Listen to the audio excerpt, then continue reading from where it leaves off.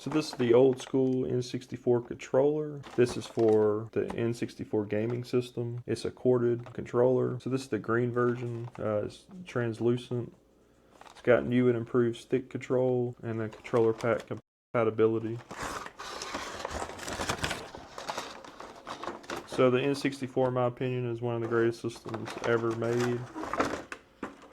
So that's interesting. It does have like a gray end, so it's not a green end. That shouldn't be an issue. If you want to use like a rumble pack, you could do so, and memory card. So to hold the controller, if you don't know how, you don't do this number here. So you have to put your hand right here, and you have your joystick, and this is the main part that you use. Then you have your A, B, and your C, and your start, your button on the back, and you got the left and right.